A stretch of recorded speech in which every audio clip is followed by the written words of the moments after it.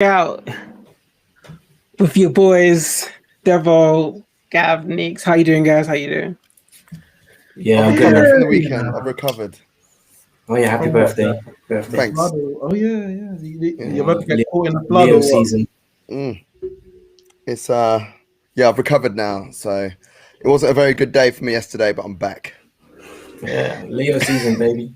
You know it. In the house. Did you get flooded where you were?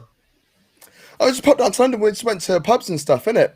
You know, and then went to this bar in Highbury Square, Finsbury Square, called Oh. Bardock. It's like part of a hotel and that. And it was sick. Sick. Nice that the one with vibes, the nice darts? people. No, it's got a shuffleboard. Oh. Yeah. So yeah, We started didn't get with flooded. some of that. We didn't I get am flooded. well. You I'm ain't not in cried. East. I'm not in East anymore. But I did go to East yesterday and to pick up something from my old pad. And when I left the house, actually when I got off the bus, I stepped right into a puddle, like a big swimming pool. I was like, for flip's sake. And then I had to run and get the bus when I was leaving because obviously it was coming down.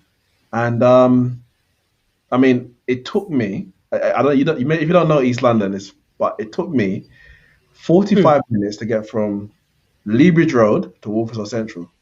That is, Golly. and that's from Baker's Armside. That is, if there's no traffic, That's a 10-minute. 10-minute journey max. Max, yeah. 45 minutes in the rain, in the traffic, obviously because everyone just blocked off. Everyone, it was. Bro, I've seen the videos of Stratford, like the Yeah. train station is Oh, underwater, bro. It's mad.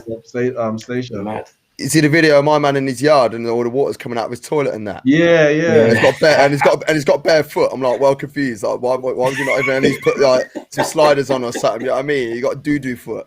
You know what I mean? You know what's so funny about this whole thing? I was up in Birmingham on yesterday, Oh, bless you. and on Yeah, my it's way not your there, fault. there was no rain, no nothing, absolutely nothing. So I thought, okay, it's calm. Then I saw Neeks and sent something to me in the chat, and I was like, rah.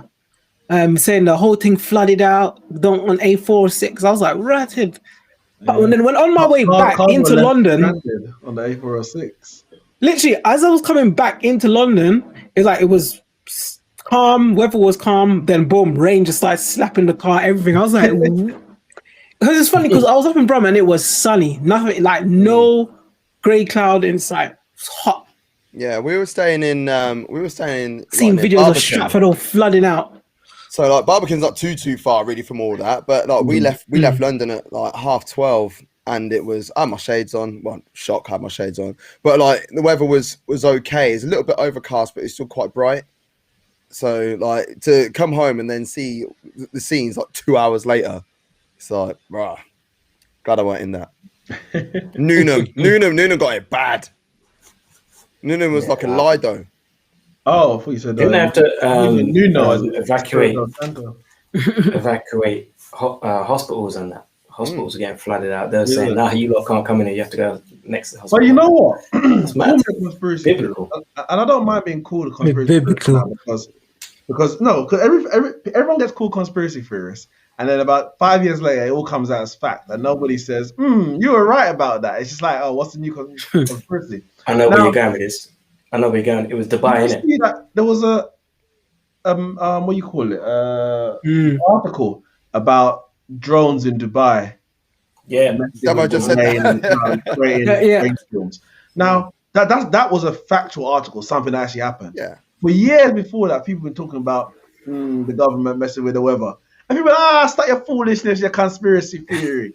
When you start messing with the natural elements, is it a coincidence that all of a sudden across Europe and other places, all these floodings are happening at the same time? Is it a Look at coincidence? those things in Germany and that Germany, as well, innit? Belgium, or have we messed with the atmosphere so much that it's just, I don't know, is it irreparable? I don't know. But I don't think it's a coincidence that everything happened at the same time. Of course, we know floods happen, hurricanes, etc., etc.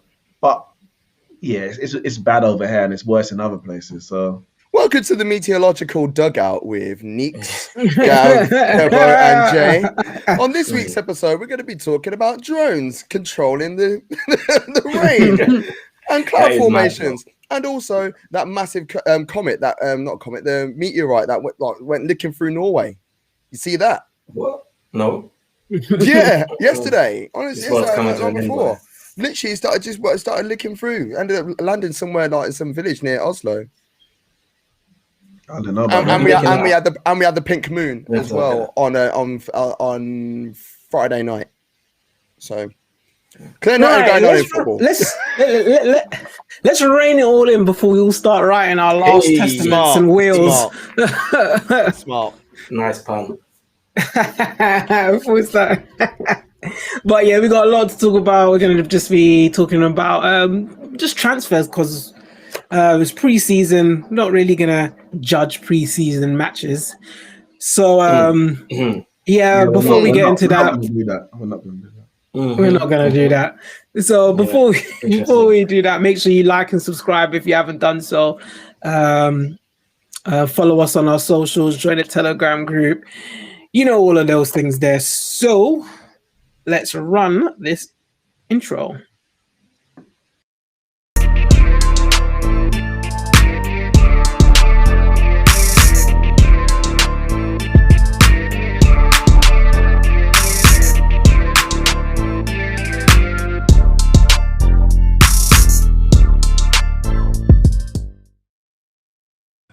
I preferred when me and you did it, Jay. Oh, well, when we didn't have the video up and then we were just singing it ourselves. Our acapella version.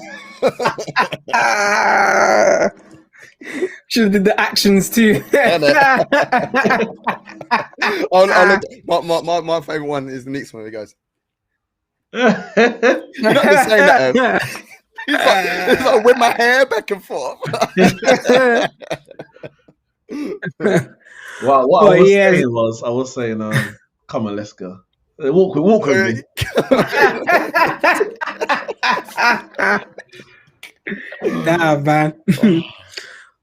Devo having internet connection issues. He was feeling left out of the joke. Speaker of facts. Yeah, you know what he was saying? I was backstage. I was like, "How man kick me out during the intro? What kind of thing is this?" Yeah. You know what? Man. But yeah, so let's get into this. Let's start with Pogba rejecting Man United. Obviously, I don't know if he's rejecting Man United, but you know, as you do with these YouTube titles, you write things to make people be like, "Oh!" So you know, what's the deal with Pogba's contract? Sorry, I'm trying to think of the best way to say this. Is losing Pogba gonna be bad for Manchester United, especially if they, after signing Sancho and potentially Varane, is keeping Pogba something that Manchester United must do? Because at the moment, if he stays, that team is probably going to win the Premier League. Relax! Straight in. They need to be in the conversation for sure, but calling them favourites is strong. But they should be in the conversation at the business end of the season. If they're not in a title race, then Ole Gunnar Solskjaer has failed, as far as I'm concerned. But to say they're favourites is just too much. But especially before the transfer windows even closed, we don't know what Man City and Chelsea are going to get up to. Yeah, no, but this is the thing. Obviously, I'm not being putting them as favourites. You're a sensationalist. I'm not putting them as favourites. I'm just saying you can't not look at them because Kane ain't going nowhere. How you know that? Kane ain't going nowhere. You spoke to Daniel Levy. He texted you. Kane ain't going nowhere. Okay, Kane ain't going nowhere. Kane ain't going nowhere. So therefore, Manchester United and Man City have lost Aguero, and Jesus, we know, probably can't carry them. So why can't Chelsea be Manchester United champions of Europe? Because we ain't getting. But are we champions of England? Europe. Best team in all of Europe. we're the best team when we play in Europe, but we're not the best team even in our league. Like, so how can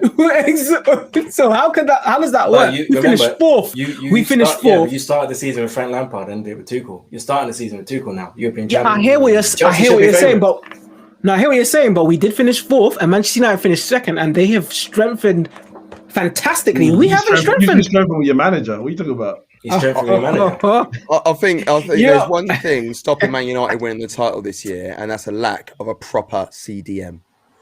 Get one of those, no matter who it is, go out there and get Ndidi or something like that. That is Man United favourites for the league at that point, because that's the only thing letting you down. You've got strength everywhere. You got it in between the sticks. You got it in the back four. You got it in midfield. You got it out wide. You got it through the middle. You got everything you need. Even your manager, I feel, is good enough to win you the league, but you do not have what is key, and that is someone sweeping up in front of incoming Varane and Maguire. That's the only thing that's stopping you. And as far as Pogba is concerned, Pogba's been going on for time.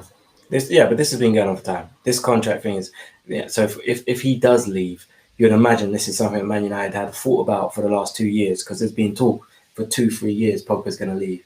So if he does say, you know what, my time's up at Man United, and Man United and the people behind the scenes are like, oh my God, we're going to lose Pogba, then they should all be sacked, as far as I'm concerned, because you've had 3 years to prepare for this moment, because the talks have been there, and he's never really squashed these rumours.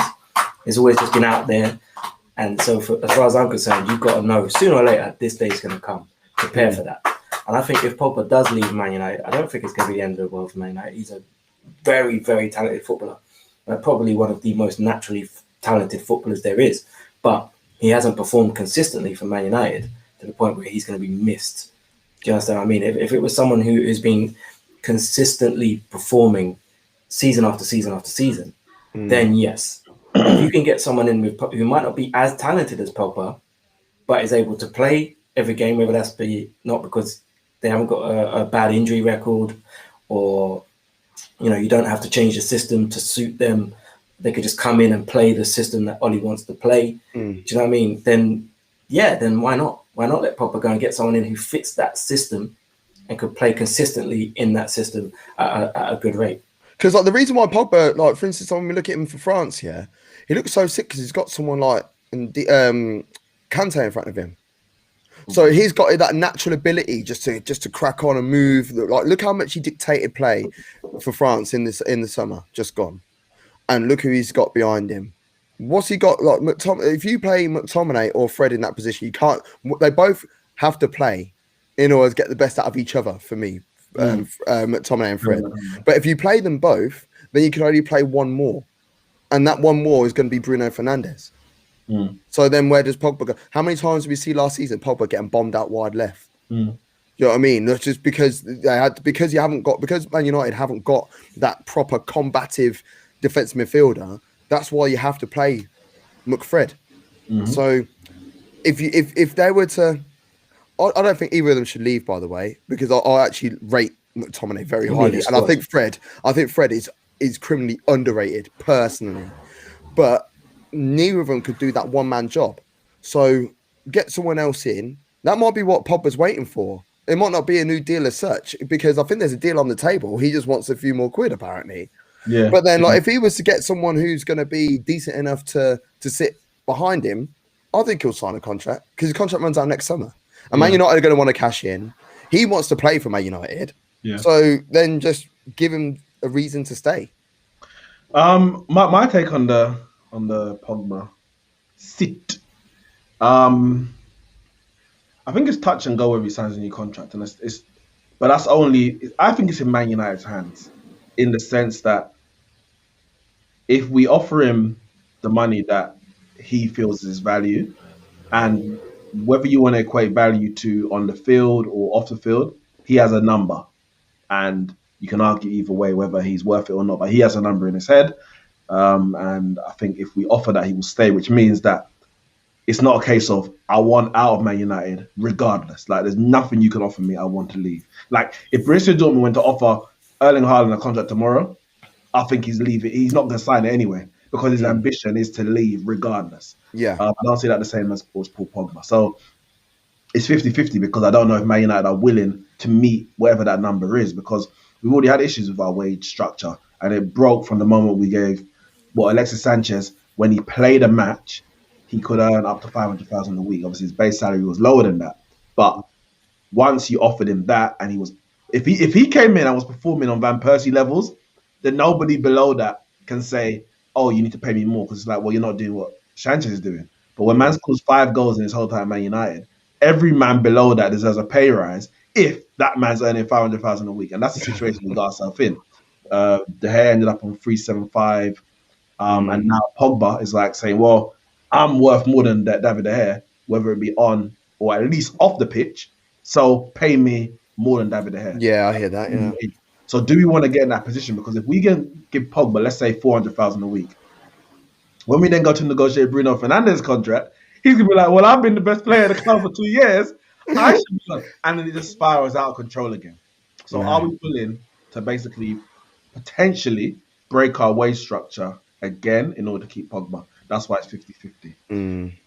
Would we be better off without him? First and foremost, I'll say, well, purely you can't replace Paul Pogba as a person, as a player, because I don't think there's any player like Paul Pogba, like for like, in the world. Can Man United make their team stronger without him? Without him 100%, but it's about recruiting correctly. I think if you get rid of Paul Pogba, you probably have to sign 2 players. Because I think regardless of whether he stays or leaves, we need a defensive midfielder, as Gav said earlier. And then if he leaves, you need to get another person. And I'm thinking of, obviously, one defensive midfielder being a combative one, as you mentioned, and then someone who can dictate the play from deep. So you need 2 people in there who basically complement each other. Fred and McTominay, they complement each other, but not in a way that benefits the team going forward. They will help each other out defensively, but neither of them are very good on the ball going forward. Players like who I would want to see, or at least I'll give out names or people of that ilk. Jordan Henderson.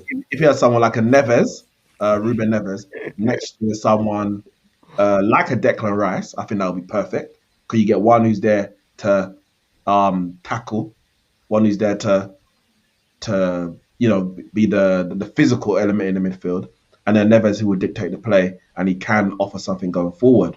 Or if you had a Saul Niguez in there as well, who's also got that, he's got the defensive capabilities, having played under Diego Simeone for so long in that midfield, but he's also very good going forward. And you've got Neves there, who's not a liability defensively, and he can also dictate the play. So I think it's about getting that balance in the midfield. Pogba playing in that midfield with either Fred or McTominay is a problem, and it would always be a problem. Neither of them are good enough to complement Pogba, or you could say Pogba's attributes it doesn't carry the dead weight of what they don't offer. So I think we can survive without Paul Pogba, but we've signed 2 big players already, which has gone on to. We'll have to sign 2 more, and I think that's going to be difficult. So I'll prefer we keep him. So I'm just going to jump in here quickly. There's been a few comments. Sorry, I had to dip off some things going on at work. I'm probably going to have to drop off again quickly just to sort it out when he gets back. But sacked in the morning. Sacked in the morning. Got Red Devil Studio saying, Neeks, I know we've probably seen some of this already. Neeks reminded panel that Chelsea and City are favourites for the Champions League and the Premier League. Okay, yes, continue to pass it on. I know you don't want to accept what your team. True talk, Red Devil. True talk. So it's okay to keep passing it on. That's fine, because it's funny to see Manchester United has come to this point where you want to pass on the pressure and not live up to expectations and actually go on and go for something. But that's okay. But we got a super chat here, Whimsical. We'll probably get onto that as well later on. Neeks, what's your realistic expectations of the back four of Tierney, Gabriel, White, and Max Aarons? Is Arteta still the man for Arsenal? We will get to that super chat in a moment once we move off from the Pogba situation. I don't know why he's giving that one to Neeks. Because I don't know why he's asking me. Ask me the truth about Arsenal. The rest of you got your head in the clouds. King Darian says, wish I was Jay tall with enough to the put my head in the clouds. Jay with the mind games. No, it was no mind games, bro. No mind games at all. It's just how it's seen, isn't it? How it's seen. And then once again, a Red Devil Studio, Ben White or Raphael Varane. Any Arsenal fan who sits there and says Ben White is stupid. Because what have you seen? What have you seen from Ben White? I mean, yes, I know. I know, Gav. You watch football, so I understand you've probably seen more than the last season he had at Brighton. You probably saw him at Leeds as well. Yeah, and he performed very well at Leeds in the Championship. Varane has performed very well in the Champions League, in the World Cup. There's two different levels of defenders. I'm not saying Ben White can't be a very good defender. He can. But to put him in the same category of Varane is very disrespectful to Varane. And just because we don't see him week in, week out in the Liga, and he may not have been at his very best over the last couple of seconds. Remember, Varane's still very young for a defender. Yeah, it's 20. All of the success he had came very, very quickly for a defender. Usually, defenders peak late 20s. What is he, 24? No, he's older than that. He's coming to 28 now, isn't he? But like...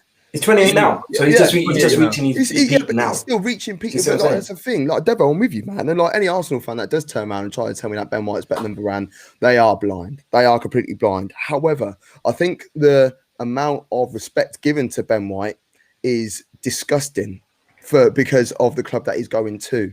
Now, if he was signing for another one of the what is regarded as big six clubs, there would be frigging everything going out there about how sick this guy is. And the thing is, he is very, very good. And anyone who hasn't seen him, for me, I'm confused as to what you've been watching. You literally just watch your club and don't watch anything else.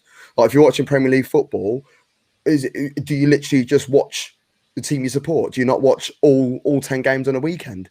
And if you don't, then I feel like you aren't really able to have an informed decision about it unless you are doing it. Even if you're only watching like extended highlights and stuff, just watch what's going on, see his positioning. Watch, if you can, watch like coaching videos and stuff. And it's like where they have like different camera angles, so you're able to see his movement, his vision, and that sort of stuff. In terms of bedding in period, Ben White will bed in better than Varane will because he's already playing in the league. Does it mean he's a better defender? That's not 100. I hear what you're saying, but not 100% in the sense that Diaz came in from Portugal. Bruno Fernandes came from Portugal. Did you watch Diaz's first 10 games? What? He wasn't feeling good. As soon as he got in, Bruno Fernandes did that. Yeah. His first 5-10 games, he was a bit shaky, and then he got that partnership going just before Christmas and turned into like prime Beckenbauer. Do you know what I mean? And I feel like that's what's the same thing. Because like look at Thiago Silva. How many times were everyone cussing out Thiago Silva in his first few games for Chelsea? Like he was dead, weren't he? He ended up being one of the best defenders in the league last year. And the same's going to happen to Varane. Also very old. Yeah, but Varane, it's going to happen to Varane as well. The first few games, he's going to not look shaky, but I feel like it's not going to be quite right. And Arsenal fans are going to be like, see what Ben White's doing. He's better than Varane. And the next thing you know, Team of the Year will come round and Varane's in it. You know what I mean? So, like, let's not get too gassed about all that sort of stuff. But yeah. So, since we're on this topic of Ben White. Sorry, I've been bitten a couple of times. And, look, you can see it on the camera, look. Yes. Yeah. Village life. Since we're on the super chat, since we're talking about Ben White, let's move on to this one here. We'll come back to whimsical football. It says, so he did say further on down that he said it was meant for you, Devo. So what's your realistic expectation back for? Neeks and Devo's close on the keyboard, yeah. He may be. I'll let you have that one, Devo. Gabriel, Ben White and Max Aarons. I don't know whether Max Aarons. We're not going to get Max Aarons. There's no way we're getting Max Aarons. What do you think? So I think that our right back will be either Cedric or Chambers kind of beginning of the season. Yeah. So I'm going to say back four of Tierney, Gabriel, White, and I would love it to be Aarons. Not going to happen. It'll be Chambers, I imagine. What I like about it is I think Tierney is one of the best left backs in the league. I think everyone can agree to that when he's fit. Ben White, and like playing. I think he's a very competent defender on the ball, brings the ball out well, could play the ball. Gabriel, his passing was a bit shaky at times. He looked a bit shaky, but I think having a regular centre back next to him, rather than chopping and changing, because it's Gabriel and Holden, Gabriel and this person, or Gabriel will then drop out. So I think if we can get Gabriel and White to be our centre back pairing, we'll see a very good pair. And then right back. I'd give it to Chambers. I think his performances last season deserve a run in the team. I think that's a pretty good mobile back four. I think Gabriel's commanding in the air. Ben White's good in the air. They both can bring the ball out. So I think their attributes kind of match each other. So there's no reason why it can't be a good defense. It just comes down to the coaching. If we can sort out the coaching, a defensively shape in terms of the midfielders helping out, defending from the front, and Arteta's shown that he can be a defensive coach. We have got better since he's come in defensively. We still have one or two individual errors, but as a team, we're defending better. Is Arteta still the man for Arsenal? That's a big question. We'll have to come back to that one in October. Let's see how he starts the season. Yeah, for real. I mean, like the start for Arsenal isn't exactly the easiest starts in the world anyway. And not saying any game is easy, but you want more of a run against the sort of like lower level teams before facing like big six guys. And for the second time in 3 seasons, we are, in 3 seasons, we're facing Chelsea and Man City in the opening 3 weeks of the season, which I know, I don't know if that's a shift change, trying to show that we ain't a big club anymore, so or anything like that. But I think that back four is nice. And like defensively, right back wise, I'm happy whether it be Chambers or whether it be Cedric. So I think Cedric at right back is pretty damn good, and he proved that at Arsenal as well. Like the amount of times he has played at right back is when he's played left back when he's looked awful, because he will not use his left foot. He will always like look to move forwards, then he'll turn around and pass the ball backwards. And every time he does that, he turns on his wrong shoulder, so he doesn't realise when there's pressure coming on him and things like that. And I think that's really poor awareness. But when he's playing on the right, that's his natural position. He looks more comfortable. He looks more progressive. He can whip balls in. He's got the pace. He knows how to get forward and get backwards. So I would be happy for either of them to start right back. And in terms of balance, I think that's a well-balanced back four. Is it the best? But of course it's not the best in the league. But because of the ability levels when you match it together, I think it will be probably one of the most underrated back fours in the Premier League this season.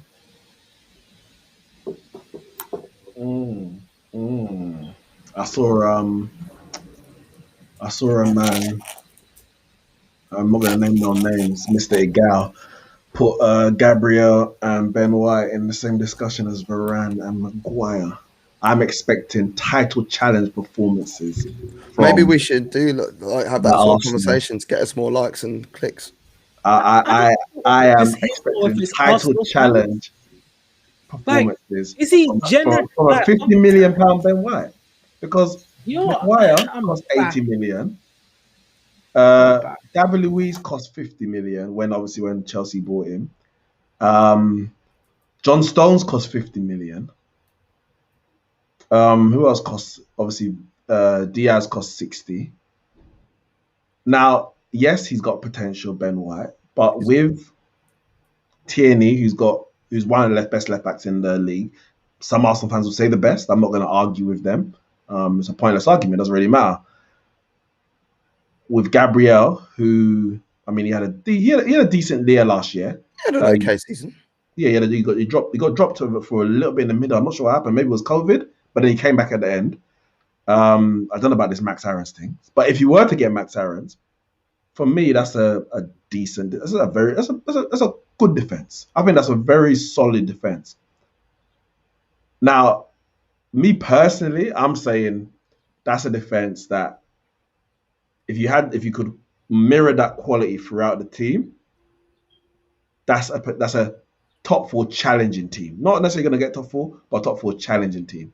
The balance for Arsenal and for Arteta is can he get players in that's going to mirror the quality of that kind of defense in the midfield and in the striking positions. See, Neeks, I think talent-wise, individual talent, Arsenal have the players to push for those situations. They do. No, Talent-wise, so, individual talent, I don't think yes, so. they do. In terms of style of play, and what this is why I put on Twitter the other day, and no one came back to me with a legitimate answer, because I said to people, right, look, Lukonga, right, Arsenal just signed. Personally, I don't know much about him. No, I've only read about him. So for me to have an informed opinion of him would be fake. So I said, and I'll put it out there again. Has anyone actually seen this guy play live? And if you have, can you find me 5 games, maybe even 3, where this guy makes you think, yeah, he's the guy? Because like a number of players, like a number of shit. Yeah, exactly. You've never seen him, so don't bullshit me. What I want to see is, when players come, I want them to be signed based on the players that we've seen, not turn them into something different. Like look at what Thomas Partey was doing at Atletico Madrid. You can look at the players that are around him. Ability wise, this is what I'm talking about. Ability wise, he's got it all. Yeah. Because to Arsenal, he hasn't. Yeah, we look at Aubameyang, what he was doing over the years. He comes to Arsenal, he had a couple of good seasons. But like some Arsenal fans thought he was the second coming of Christ, and it's like steady on. But Gav, I agree that put like this, the Arsenal side is much better than 8th position that they finished in the last 2 years. 100% agree in terms of ability alone. But if we're talking about challenging for top 4, that means you're going to compare it to Man United, Man City, Chelsea, and Liverpool. Would you say that on ability alone, the Arsenal side, ability versus ability, is a top 4 challenging side as it stands? Challenging, yes. Challenging is 100%. Of course they are. And like, until Man United made the signings that they've done already this season, like literally. Like if you look at the ability of Jadon Sancho and Varane, because we know Varane's happening, those 2 players instantly go from. Because as far as I was concerned, you were a top 4 challenger side last year. Those 2 signings for me are challenging for the title now. Honestly, you are Man United are now a title challenging team. But that's with those 2 signings. Ability-wise, if you look at the ability of the individuals, man for man, I feel that there are a lot better things going on at Arsenal than what we are seeing on the pitch. And then that then tells me that there are things that are going on off the pitch, or things that are going on in training that we're not seeing. We're looking at how slow Arsenal play when we've got bags and bags of pace in the side. Why are they playing so slowly? Do you see what I mean? That's a coaching thing. So I want to see what is happening on the coaching side of things, and why that doesn't replicate to the players of the ability of the level that they are actually meant to be. They're all performing beneath the standard that they should be. You know what I think it is? I think it's a mentality thing with Arsenal. And I think it's a mentality thing that's been there for a long time, where these guys they're not winners. Do you know what I mean? We've seen certain situations where there's a bit of pressure and we crumble, or, there's just minutes to go and we concede stupid free kicks or stupid goals. Things like that. It's a mentality thing. You look at what Klopp created with Liverpool. These guys were bagging last minute goals just every week. They never stopped. Do you know what I mean? I think it's something that Arteta needs to put in the team, is that belief that you are winners. And I think Neeks always says it when he's talking about Solskjaer, because people cuss Solskjaer. But the first thing he did was change the mentality of the club. You have to wear suits. You have to do all of these things to kind of embed a kind of psyche that he wanted for the club to move forward. I think Arteta's tried to do that, but the players that he had were rebellious, to say the least, or just downright childish. That's a nice way of putting it. Yeah. So I think he's trying to get that, but I think that where the hierarchy in the club has been so, basically he's changed. So many people have left in positions above him. It's been in and out conveyor belt of different people. He's not really had that support for them to say, right, well, if you're not with the manager, then boom, this is what's going to happen. The players have just done this, and then apart from Guendouzi, most of them have got away with it, come back into the side like it's nothing. So now he's starting to get rid of some of this dead wood, trying to bring in some of these players. We can see if it works. This is why I'm saying this season, Arteta, it's make or break, because you've got rid of half the players that you said you want to get rid of. You've had 1 or 2 players coming in. Yeah, maybe he wants to get a few more. if by October we're still in 8th and them kind of thing, then you're not the right man for the job. Well, yeah, just to go through, there's some more chats here from YUFC. I love every single one of you guys with a passion. Neeks, we are back. Yes, League Cup incoming. League Cup, get ready, baby. March. We celebrate in March. Oh my And God. he then goes on to say, Paul Pogba will sign a new contract with Man United because we got Sancho, Paul Pogba, and Fred. Marcus Rashford is Manc born and bred. Lyrical. Yeah, well, listen. Is that in the style of Young Gifted and Black? You got Sancho, Paul Pogba, and Fred. It's actually in the song, the tune of a certain somebody being at the wheel. We don't sing that; it's a curse song. However, I dare Varane allow me to add his name into that. I dare him. I dare you. I'll speak to you lot in 2022, and we'll see. But yeah, was there another one? I think there was. Yeah, another one just come in here. Gallock says Neeks' camera is part of United's purchases this window. You know what? It's exactly the same camera. I think it's just Restream. Yeah, no, I think it is Restream thing. Yeah. It is Restream because Restream gives you me the option of 1080p, whereas I don't think StreamYard did. Is that correct? No, it tells you they do, but they don't. But it's not. Yeah, it was never actually 1080. It was crap, man. So this is 1080p at 30 frames per second on Restream. So same camera, different software. I just realised I was on 480 the whole time as well, so I'm hoping mine looks nicer now. You better change that. I just Whimsical Thought here says, follow up on the last question. Now the board is getting the players Arteta wants. Shouldn't he secure top 4? Bare minimum. Personally, for me, I'm not excited about how Arteta plays and approaches Arsenal games. No, man. Come on. Yeah, that's asking too much, I think. Come on. Like we have got better, but so have all the others. Do you know what I mean? So I think Leicester have done some really good business. The problem is that we have gone so far backwards that we're now trying to catch up to the teams that were below us. Do you know what I mean? We're trying to catch up to your Leicesters and your Spurs and them man there. Whereas people still have this mentality of thinking that we are the 4th or 5th team. Do you know what I mean? We're not. We're 8th. We're 8th 2 years in a row. The league table doesn't lie. We have no right to be in top 4. The players we brought in, we bring in Ben White. That's brilliant. Lokonga, I have no idea who he is or what he can be capable of. So I can't say that that's going to do us anything. Other than that, it's still the same players. Yeah. No, it's still the same players. So how can they go from 8th to 4th just with three new signings? It's not. It don't work like that. It's not how football works. Yeah. We might get top 6, and then after that, if we bring in more players, then we start looking at top 4.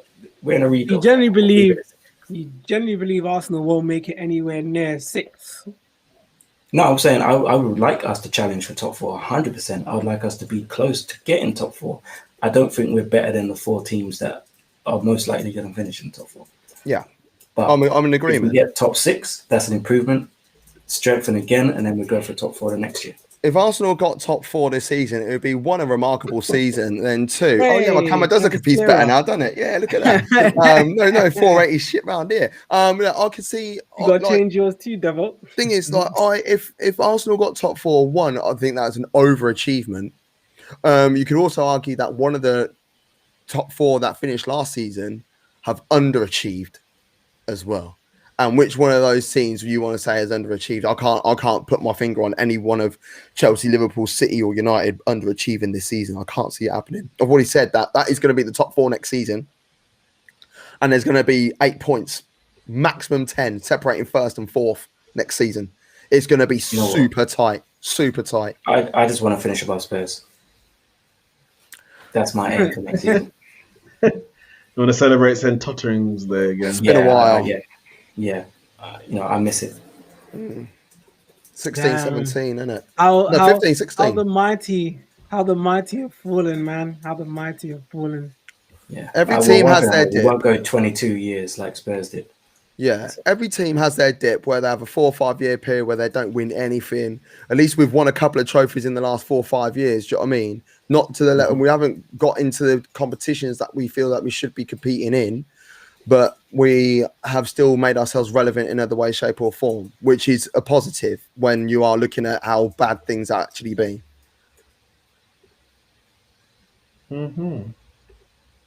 Sorry, I am so sorry. That is ridiculous. You know what? I'm not even. Nah. You know what? Fairs. Okay, you can put Chelsea first. That's okay. That's not even what I'm livid at. What are we talking about? How can you put United fourth when you came second and you signed Sancho and Red Devil. Nah. Stop it. Yeah, but Chelsea. No. If we get second half of Chelsea's season, that's title. No, I don't want to hear it. That's title. I hear what you're saying, but like I said, I'm not thing by the whoever he wants to put first. It's the fact that United finished second last season, and they have strengthened and in potential Varane and Sancho already, and you want to make them go fourth. So you're happy to regress. Right. They finished 2 points behind Chelsea, but finished fourth. Yeah. No, but no, you cannot put them fourth. If you don't finish top, it doesn't matter whether you finish second or third or fourth. It doesn't matter. So what you got to consider is that obviously Tommy T is a Champions League. I don't want to hear it. This is Tommy T is a Champions League winner. Madness. And a league winner with PSG. Yeah. Top 5 league. Pep Guardiola is a multiple league winner and multiple Champions League winner. Jurgen Klopp is a multiple league winner and a Champions League winner. Ole Gunnar Solskjaer's claim to fame is he won. He won the League of Molde. Oh, sorry, wait, and that night in Paris. Like the odds are stacked against us. Is this what we've come to? If we get this Ole Gunnar Solskjaer saved the team from relegation to win the league the following season. Put some respect on Ollie's name. He did that with a Molde were about to get kicked out of the Tippeligaen, and the following season he won the league. He has won the league titles where he has been Ole Gunnar Solskjaer. Put some respect on his name. This is not even about Ole Gunnar Solskjaer or respect on name. The man comfortably put United in fourth after they strengthened. Based on what? Nah, stop it. No. As Gav said, they have to bed in. They have never played in the Premier League. It's basically I expect Sancho and Varane to have a season like Van der Beek. That's a bed in. At least so not like Bruno Fernandes. Not like Bruno Fernandes. That was an exception to the rule. No. It doesn't happen very often. It doesn't happen very often when someone comes in for another league and hits the ground running straight away. But like Man United, right? They need a little bit of time to set. They do. They will need a bit of time to set. But like Liverpool got a brand new signing in the shape of Virgil van Dijk. And also, defensively, they need to know whether Konate is ready for the pace of the Premier League. Because we know the Bundesliga is a very quick league, but Konate, despite him being a fantastic defender, loves an injury. And then what's going to happen with their midfield? Is Henderson going to sign the contract? If he doesn't, where's his head going to be? Is Thiago going to be starting games? You know, like Man City, they've got the talent everywhere. They're going to be playing a false 9 in Ferran Torres. Are they going to be playing Jesus for the middle? Are they going to sign Kane? Man United. The thing is, Man United are ready to go. I think they're going to finish higher. But as I said before, it doesn't matter whether you finish second, third, or fourth. If you don't finish first, it literally has no bearing. I think it's about 2 million in like extra prize money for each I hear team. What you're saying. So if they finish fourth, who cares? Because you haven't got to play against Ferenc Varos in a qualifier.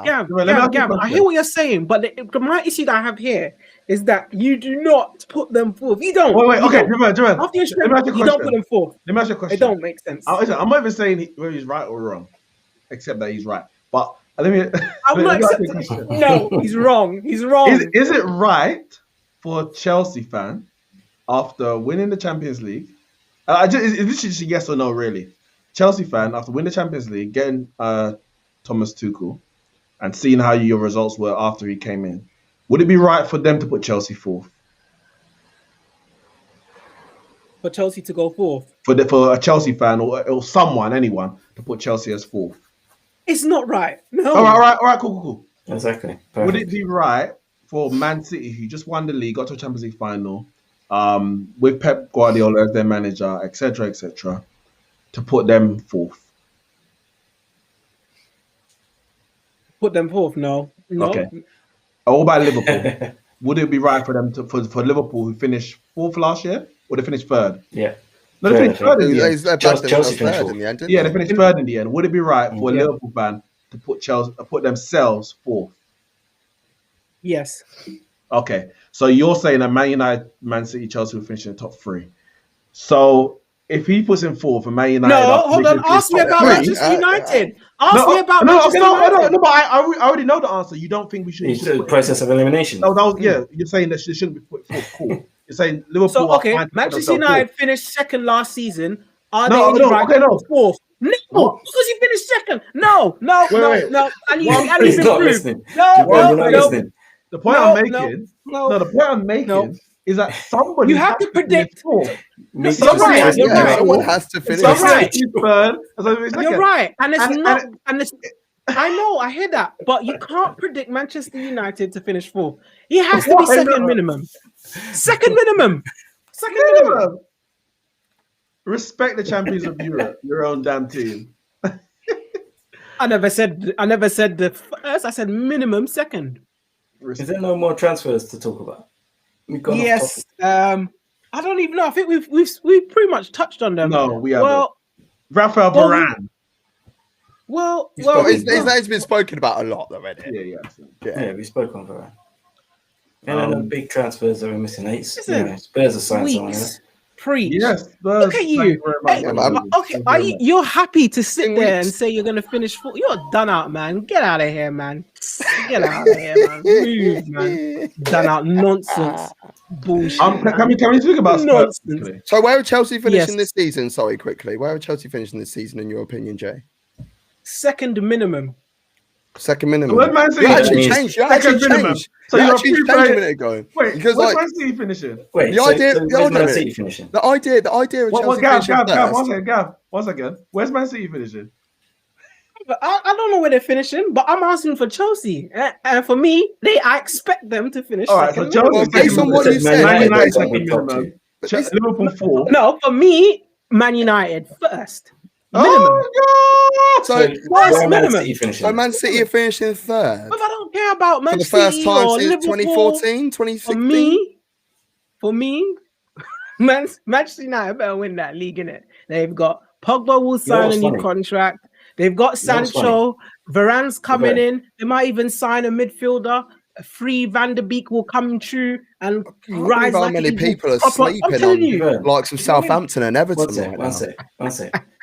When last season said Chelsea were going to win the Premier League with his chest, with Frank Lampard as manager, they won the Champions League. Yes, they got Thomas Tuchel as their manager, and now he wants to go and shine.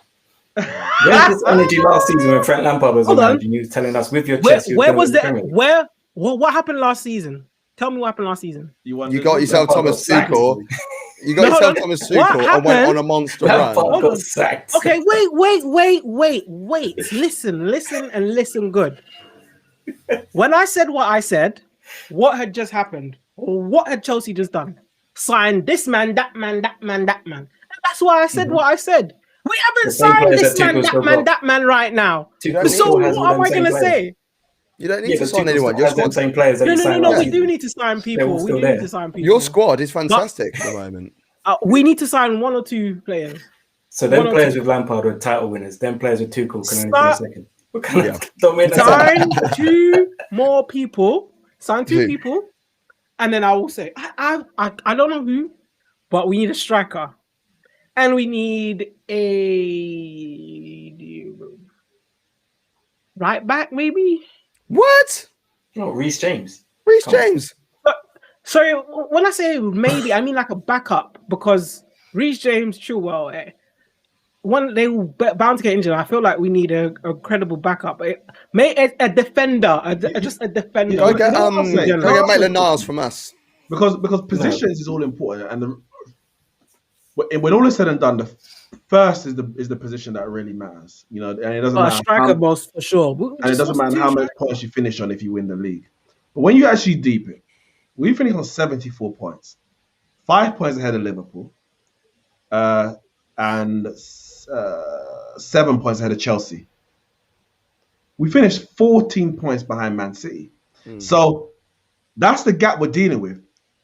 Third and fourth are closer to us, or at the end of last season anyway, were closer to us than we were to City at the top. So buying these players is assuming that we then close that gap, basically add on another 15 points on top of what we got last year to go and win the league. When it's actually probably more likely that the teams who are 4 and 5 points behind us can close that gap on us, then we close that on City. Now, that doesn't mean we can't go and win the league. It doesn't mean that. But I'm just saying, finishing second last year doesn't mean we'll automatically go and finish first this year. Yeah, you just said that. Spurs finished 7th last year. They finished the same amount of points behind Man United as Man United finished behind Man City. That's the gap. That's what you're talking about. That's the gap. And Spurs ain't finishing second this year. No. So Spurs ain't finishing top 8. But I think either way, we can only really have this debate at the end of the transfer window. Because we can sign Sancho, Varane, this, that. But if Man City can't be had until December, and Chelsea sign Haaland, then we're finishing third at best. So I think this conversation has to wait till Christmas. Look how far behind Man City were in December, January. Do you know what I mean? And then they twist up the league. They don't.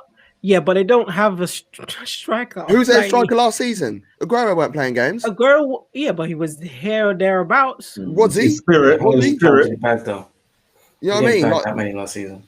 False 9 o'clock, man. All I'm saying is, as it stands, United are moving mad in the transfer window. As it stands. And like Neeks says, at the end of the transfer window, then we can actually sit down and do our predictions, which I cannot wait to do this season. Yeah. Man United drew 11 games last season. 11. Yeah. At one point, Man United the difference. Was catching and now, the difference could be Sancho. And Varane, we don't know. They need time to bed in. They need time to bed in. You have to honor that. I hear what you're saying, but for me personally, right now, we don't know, innit? And right now, it's just all, fans talking, fans saying whatever, innit? Rivalry, putting on false pressures. But come the end of the transfer window, everyone will make their prediction, and we'll see how it goes. Before we get ready to wrap up, Super Chat just came in. How many? Oh Jesus! GA does Sancho get in the league? In my 15. Opinion, 20. I hate this GA thing. I don't like it. Sorry, thank you for the Super Chat, but I'm not a fan of GA. But 12 actually. 12 in his first season. 12. Okay. No, he'll get more than that.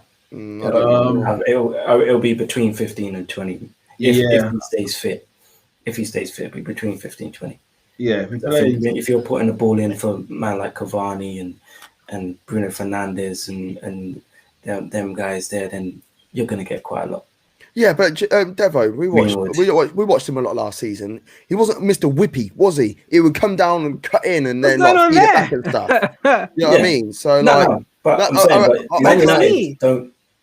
It's not just slinging balls in. Man United do good movement as well. The movement off the ball. Can you guys see Gav's camera? Yeah. No. What? Can't you? I can see Gav. I can see all of you, man. Oh, okay. Oh, it's just me then, because you're down there. What's good for you? Has it out.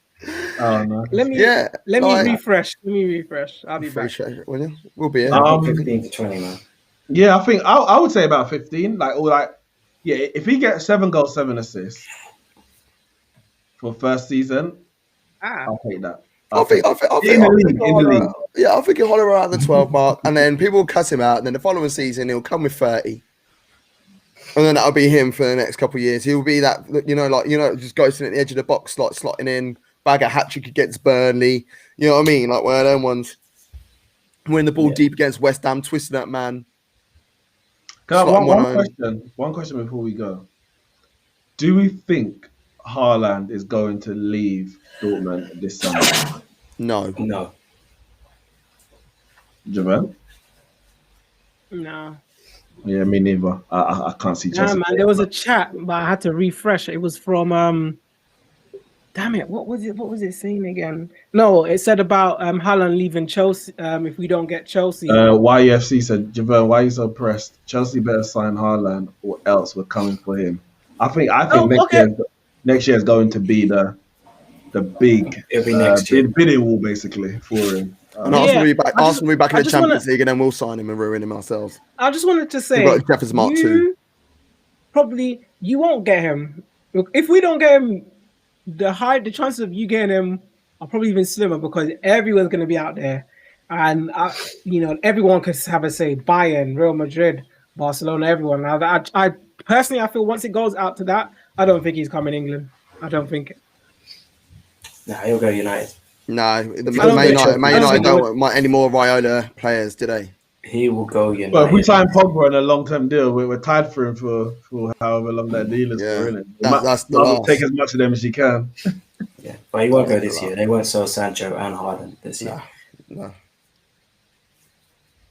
Not happening. It's a Roman temps. Come on, Roman, do someone something. comes in with like just drop all that Champions League money. Do it. Just players. Do it, man. He's not going. Let's just do it, man. Get it over and done with, so I can have a good season. I can't. It's like watching all these clubs sign, even Arsenal signing Ben White. I'm just here, like I'm in detention. You spent 250 million last year. What do you No, that's last year. I'm talking about today, this year, 2021. Like, you've won the Champions League. What do you need new players for? Listen, we need to always strengthen. It's like I'm in detention, watching everyone outside have fun. Nah, Timo's getting 20 goals this season in the league. 15. Yeah. Any advance? Right, thank you guys for tuning in to the Football Dugout. How many goals is Timo Werner getting in the league next season? Make sure you like and subscribe. I think the longer we stay here, I think the heat. I don't know what's going on. So what? Timo ain't getting nothing, man. But yeah, guys, like and subscribe to the channel. Follow us on our social medias. Thank you for joining us. Javer needs to start a GoFundMe. Yes, I will. Send it to Roman. Sign Haaland. But yeah, once again, thank you for joining. We'll see you all Thursday. If any other transfer news or any huge thing pops up, we'll probably pop up and do a show on it. Once again, thank you all for joining us, and we'll see you all very, very soon. Peace.